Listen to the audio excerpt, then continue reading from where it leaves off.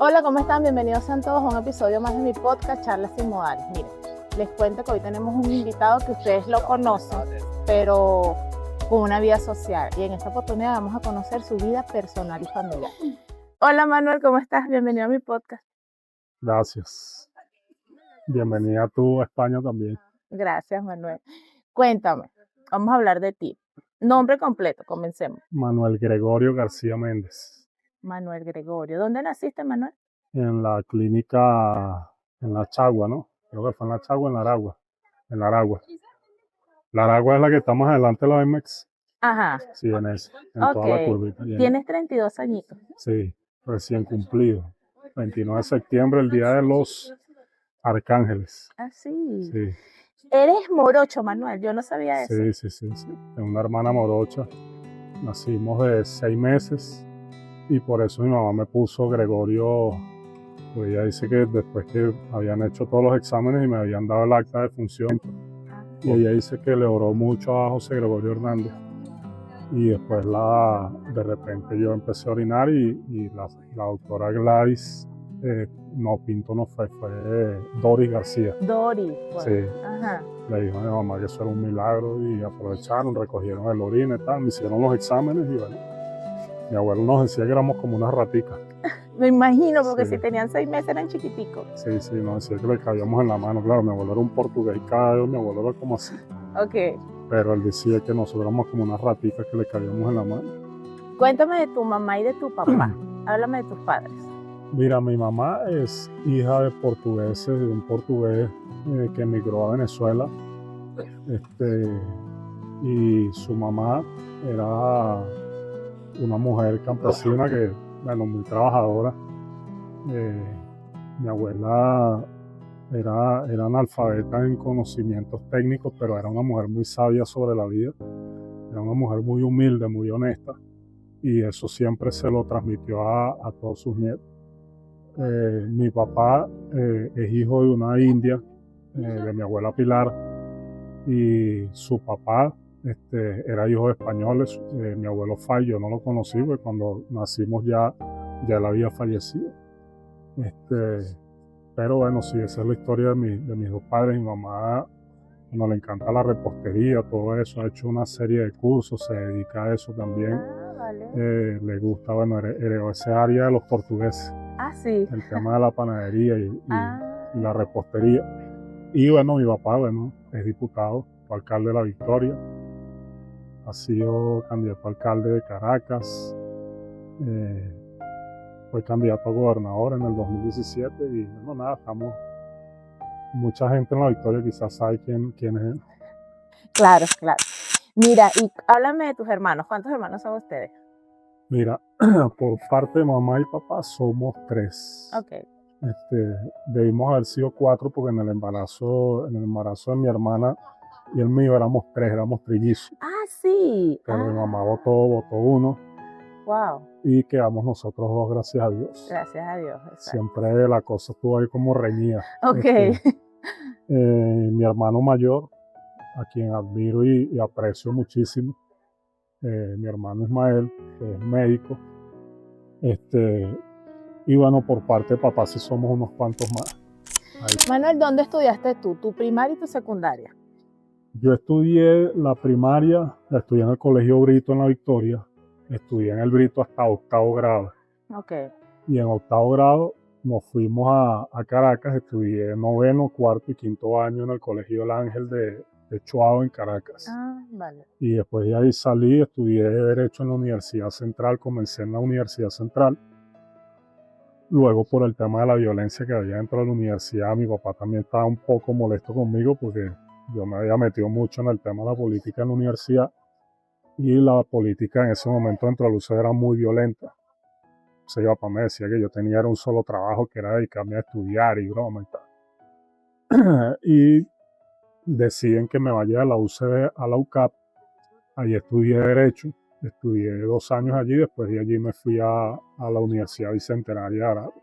Okay. Porque en el 2015 mi papá es candidato en el circuito 1, yo estaba en la UCAP, pero ya tenía vida política muy activa.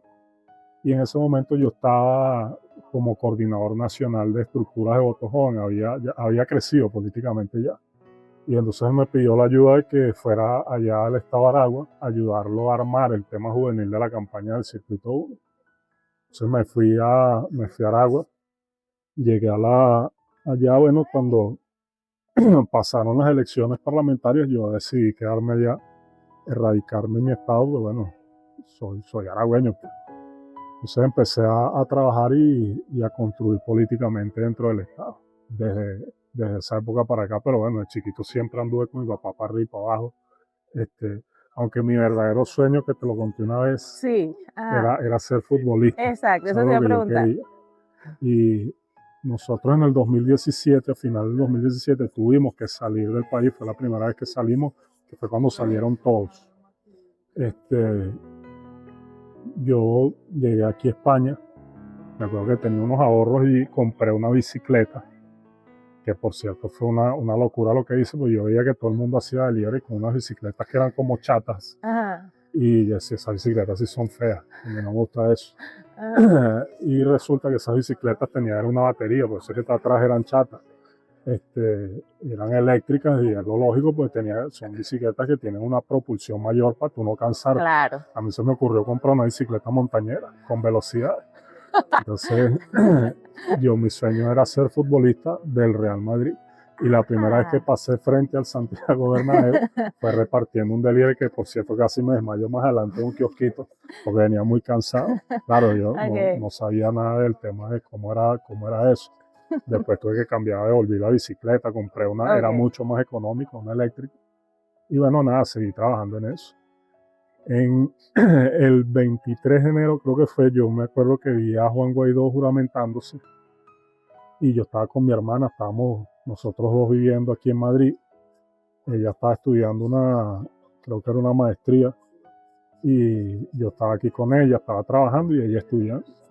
Y cuando yo vi eso me acuerdo que me metí en internet, literalmente compré un pasaje para el día siguiente y me fui para Venezuela.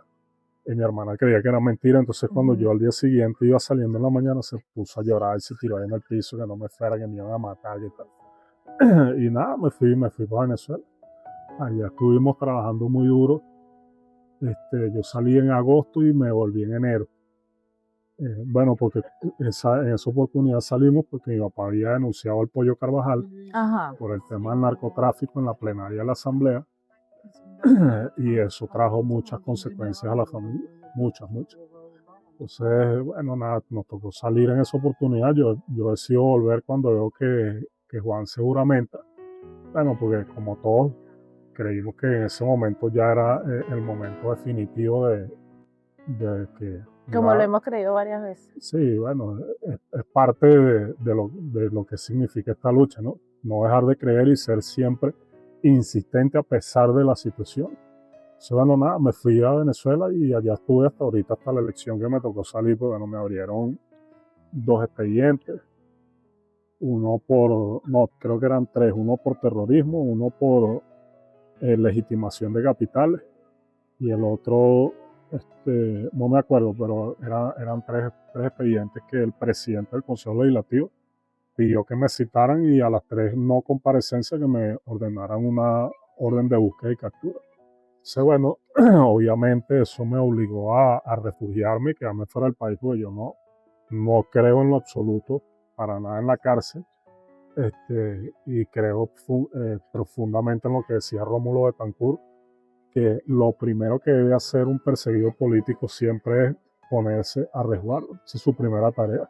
Entonces, bueno, así lo hice, cumplí con mi responsabilidad, que era entregar las actas, y hasta el momento que lo hice, que recaudé todas las actas, yo en ese momento que ya tenía todas las actas, las consigné a una persona que tenía que hacerlo y salí del país inmediatamente. Manuel, ¿cuántos sacrificios has hecho tú personalmente y familiarmente por llevar esta lucha? Mira, sacrificios, a mí no me gusta ver las cosas de lo personal, porque a veces eso le hace mucho daño a quienes están dentro de la vida pública. Entonces uno se tiende a creer que es uno el que hace. Creo que ha sido un sacrificio colectivo del país entero, que todos hemos decidido sacrificar familia, quizás algunos más, otros menos, pero nadie tampoco es quien para juzgar al que haga más o haga menos. Yo he hecho lo que he considerado que ha estado en mis manos hacer y bueno, he decidido por voluntad propia, por pasión, por amor, dedicar, sacrificar y dedicar todo el tiempo que yo pueda sacrificar y dedicar en función de la libertad de mi país, pero más allá del país, en especial, que es el terreno donde nosotros hacemos vida, que es en La Victoria, en el municipio de Rivas y en el estado Aragua.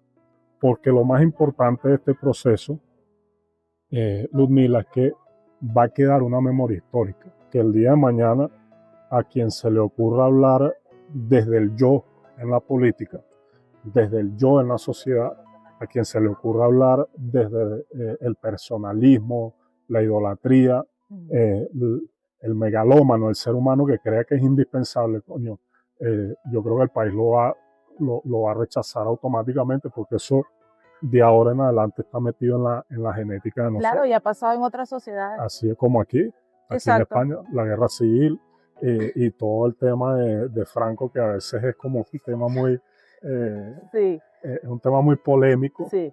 pero es parte de la memoria histórica de una sociedad que no borra eso que sucedió.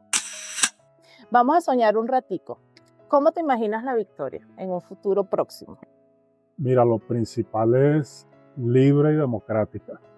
Eso es, creo que lo que nos imaginamos todos, porque mira, hay gente que me dice, si tú llegases a estar en un cargo público, ¿tú qué harías si nosotros no tenemos libertad y democracia en el país?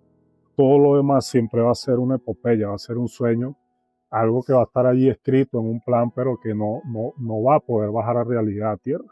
Entonces, lo primero que debe consolidarse en el país son las libertades y las garantías a todos los ciudadanos, porque en el momento que tú garantizas eso, bajas el riesgo país también, haces que la inversión privada dentro del país pueda tener seguridad jurídica y eso genera que la inversión se repotencie de una manera pero muy rápida y bueno, a partir de ahí es donde con planes serios, con un plan de políticas públicas bien construido, bien blindado, vamos a poder primero replanificar no solo La Victoria, todas las ciudades del estado de Aragua, el estado como tal, replanificar su urbanismo, porque hoy cuando tú vas al mundo normal, que uno como viene allá del atraso uno le dice el mundo moderno, el mundo normal, lo que pasa en todos los países desarrollados normales del mundo.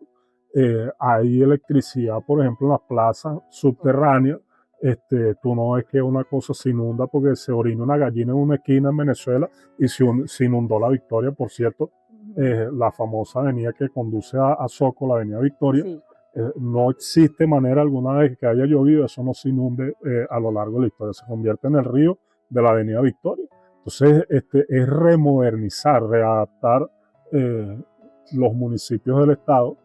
Creo que hay que dar un paso importante a la reconstitución de los condominios industriales. Aragua es un estado absolutamente industrial, principalmente industrial, y La Victoria. La Victoria es la ciudad histórica e industrial.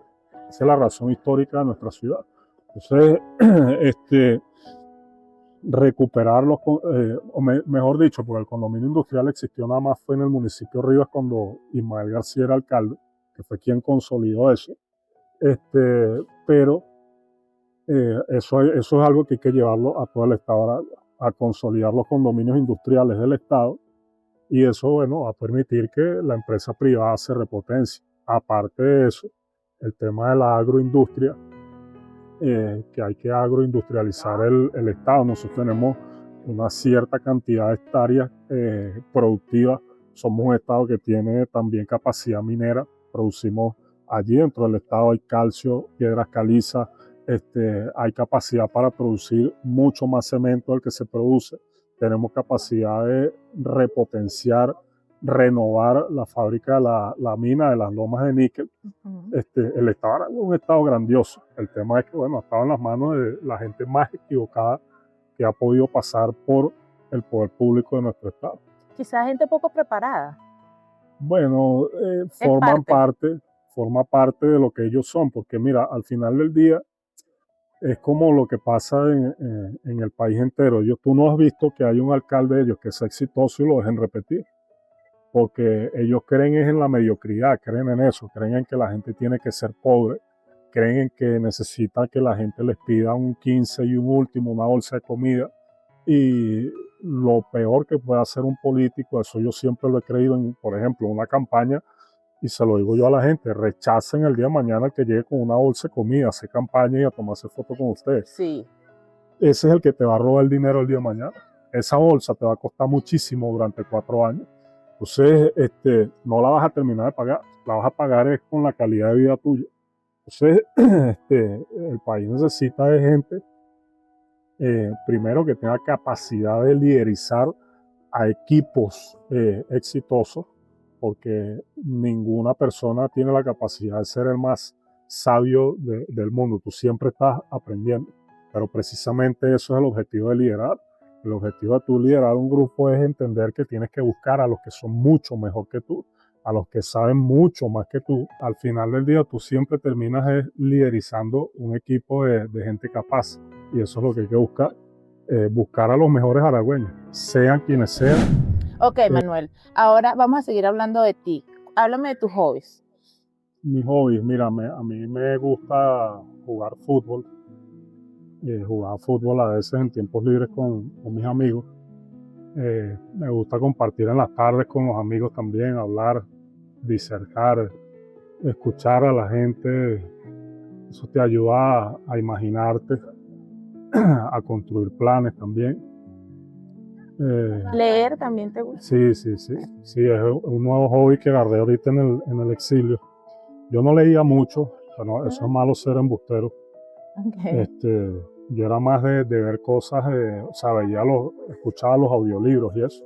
No era tanto de lectura, pero en el tema de estar en el exilio, los primeros meses fueron como muy complicados, y una persona me recomendó este libro, y desde este libro agarré como un vicio por estar permanentemente leyendo cosas que, no todo de política, no, sino también cosas de crecimiento personal, de lo que sirve para uno crecer como ser humano. Entonces, bueno, eso también me gusta mucho. Ir a un parque, uno se siente un rato, compras un Nestí o algo y te sientas ahí, lees, hasta que el cerebro se te canse. Ok, bueno, llegamos a la parte que más me gusta, que son las preguntas divertidas. ¿Estás preparado? Siempre. Ok, ¿cuál es tu plato favorito? La arepa con mortadela. La ¿Sí? arepa frita con mortadela y queso. ¿Y queso? Queso rallado blanco. Ah, ok. ¿Y el postre? El bien me sabe o la torta tres leches. Ok. ¿Color favorito? El color azul. ¿Por qué? Azul marino, y el rojo también me gusta. Ya salía alguien. ¡Ah! Pero sí, me gusta mucho esa combinación rojo, azul marino, y bueno, siempre uso también mucho el blanco, pero mi color favorito, el que más me gusta, es el azul marino. El azul, ok. Azul navy. Si fuese un animal, ¿cuál sería? Si fuese un animal, ¿cuál sería? Mira, yo creo que un caballo. ¿Y por qué? Un caballo o un león, pero no, un caballo, pues me gusta la libertad. Vale, genial. Correría feliz y tranquilo por ahí.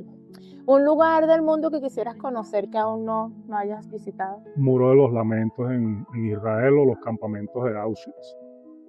Son dos cosas que tengo anotadas ahí pendientes por hacer. De hecho, bueno, este libro se trata de eso. Se trata de un psicólogo, un psiquiatra que estuvo en los campamentos de Auschwitz, y él escribe todo lo que significaba la vida allí dentro, y cómo él buscó la esperanza en todo momento para poder imaginarse un mundo después de eso, que era lo que le permitía a él tener esperanza para continuar vivo dentro de esos campamentos. Entonces, por eso también este libro Bueno, pero diles cuál es el libro para que sepas. El libro de Víctor Frank, El hombre en busca de sentido. El hombre en busca de sentido. Es muy bueno. Yo lloré mucho leyendo este libro. Wow. Porque me imaginaba, él te cuenta la historia que tú la vives. Entonces, me dio como sentido de lo que significaba el exilio, que había algo que iba a pasar más allá y que esto tenía una causa, tenía un efecto, y que no era solamente para llegar a uno deprimirse o lamentarse, sino que desde aquí teníamos que hablar más, pero más duro todos los días por la gente que se había quedado adentro sin capacidad de poder hablar. Wow. Porque la verdad es que ellos secuestraron el país de una manera que el que medio se le ocurra decir algo en el país, bueno, o sea, ahorita por ejemplo hay una señora, vi ayer, que le dieron una condena de 10 años por una conversación de WhatsApp. Además de tú que terrorismo de una persona en una conversación por WhatsApp. Que es privado. Que no, o sea, eso no tiene ningún tipo de sentido. Pero bueno, ese es el país en el que le toca hoy malvivir a los venezolanos que están allá adentro, que nos ha hecho muchos exiliarnos, que ha acabado con la vida de muchos otros, que tiene a otros presos, pero que muy pronto, no tengo pero ni la más mínima duda de que eso va a terminar.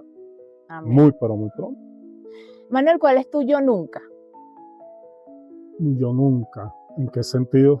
Bueno, yo nunca iría al Caracas, por ejemplo.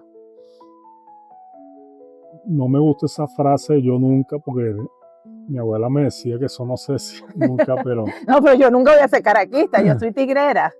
Eso sí te lo puedo asegurar. Mira, yo nunca aceptaría jamás transigir frente a quienes tienen el país secuestrado. Por eso me siento tan orgulloso de lo que ha hecho María Corina, vale. Porque ha sido no bajar la cara ante quienes creen que ellos pueden hacer lo que les da la gana con todos nosotros, y simplemente no nos dio la gana a nosotros de que no. Exacto. De hecho, otra cosa que me sirvió a mí mucho fue eso, un video que vi de Laureano Márquez, y él hablaba de una frase que le decía a su padre, etiam si omnes ego non, algo así creo que es en latín, que significa aunque muchos sí, yo no. O sea, aunque muchos lo hagan, yo no lo voy a hacer. Entonces, por eso ese sería mi yo nunca. Pero en vez de mi yo nunca, aunque muchos hayan decidido transar o quebrar sus rodillas para convivir con quienes oprimen un país, yo no lo haría de ninguna manera. No existe una posibilidad de que haga eso. Así me tenga que quedar exiliado toda mi vida. No lo haría, jamás. Vale. Manuel, danos una reflexión, un consejo a toda esta comunidad que nos está viendo acá. Mira, mi único consejo es vivir con pasión, vivir con amor. El amor, que lo leí, lo aprendí mucho de esto. La pasión, el amor por lo que sentimos, por lo que hacemos, por nuestros seres cercanos, por lo que soñamos. Eso es lo que hace que esa locomotora no se pare nunca. Bueno, Manuel, entonces para cerrar, quiero que me digas qué sientes cuando ves esto. Bueno, mire, que vamos a sentir, uno lo que siente es escalofrío cuando ve la bandera de uno y fuera de tu país.